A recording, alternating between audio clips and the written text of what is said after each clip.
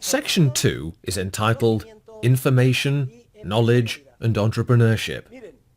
We are now going to take another step in deepening our analytical understanding of entrepreneurship. Whenever an entrepreneur discovers or creates a profit opportunity, he is really creating or discovering new information and new knowledge in his mind.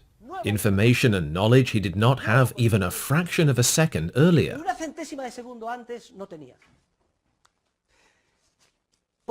We are now beginning to connect our whole theory of entrepreneurship with a theory of knowledge or information. When a creative human actor, an entrepreneur, perceives, realizes, discovers or creates new ends, means and profit opportunities in any sphere in which she acts, whether it be strictly commercial or academic or philanthropic or artistic, an alteration or change always takes place in her mind with respect to the knowledge she had before. In what sense? In the sense that we are constantly discovering new ideas that we did not have before. They may have been latent. Maybe one part was in one place and another part was somewhere else in our minds, and we felt a bit restless. When suddenly, eureka! The entrepreneurial light goes on, and we make a connection. We connect a scrap we had here with another over there, and it occurs to us that we can do something. At that moment, the light goes on, and we generate knowledge that we did not have before. We gain inspiration from our impressions of the past, but our impressions of the past are subjective. Many times, they are figments of our imaginations, and it is as if these impressions were floating around in our subconscious. Though I am trying to describe this feeling to you, it should not be too difficult for you to identify with it, because we are all human, and we experience this all the time. Many times we are restless. We get up and we are shaving or doing something else, and we feel uneasy. There is an idea forming under the surface. There are elements floating in our minds, and our subconscious is about to creatively push them to the surface, when suddenly, eureka! We see it now. Why didn't we think of it before? With these bits of inspiration, we can build a small personal computer and make it available to millions of families and put an end to mainframes, those gigantic computers. Or we can devise an operating system, or write a screenplay.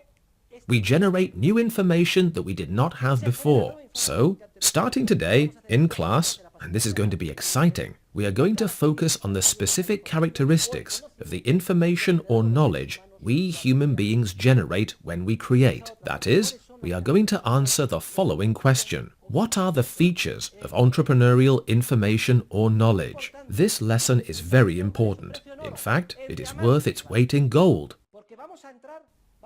For we are going to understand. We are going to comprehend. We are going to talk about a type of information or knowledge that no one has told us anything about until today. Until right now. We are going to talk about subjective entrepreneurial knowledge.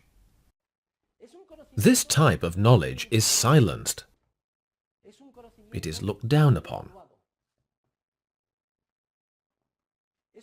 It is devalued. It is brushed aside.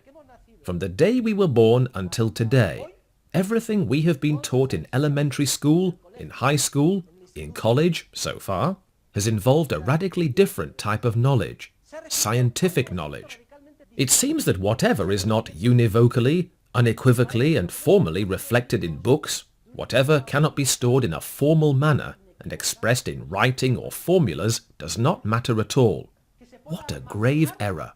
For to be successful in life, the type of information or knowledge we need is not this type, the type they have tried to teach us, but instead entrepreneurial knowledge, which I am going to explain now.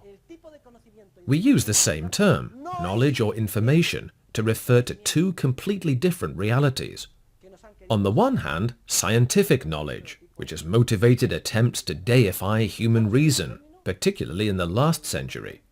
And on the other hand, practical, subjective, entrepreneurial knowledge, which is of crucial importance in the life of each of us because it enables us to be successful and to achieve the ends we set for ourselves. So, we are going to focus on this second type of knowledge, practical, subjective, entrepreneurial knowledge, because it is the most important to the life of civilization. It is far more important than scientific knowledge. Furthermore, and I repeat, it is ironic that no one teaches us about this type of knowledge, that no one theorizes about it, or even acknowledges its existence.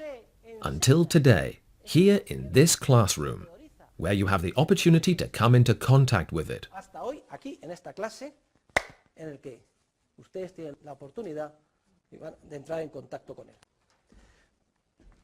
What are the characteristics of entrepreneurial knowledge? We will study basically 6 features, and we will consider each in detail.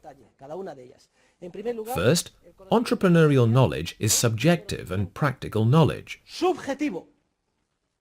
rather than scientific knowledge.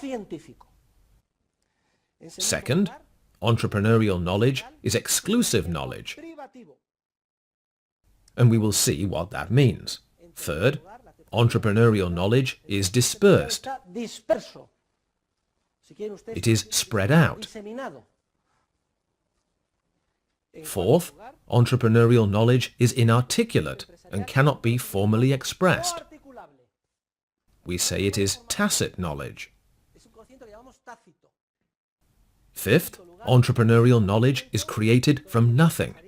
It emerges ex nihilo, ex novo, whenever human beings act. And finally, sixth, entrepreneurial knowledge can be transmitted. But how is it transmitted? As we will see, it happens very subtly. It is transmitted through extremely complex market processes. And these processes are the object of research in economic science. So, we are coming into contact with a new type of knowledge, which we have called entrepreneurial knowledge. And it has nothing to do with the sort of formalized knowledge we have been force-fed up to now in elementary schools, high schools, and universities. Entrepreneurial knowledge is of vital importance to us. It is the only type that can help us to be successful and achieve our goals. Furthermore, it is a type of knowledge that is transmitted through social processes. In fact, we will define society as the process by which this sort of knowledge is transmitted. This is an abstract concept of society.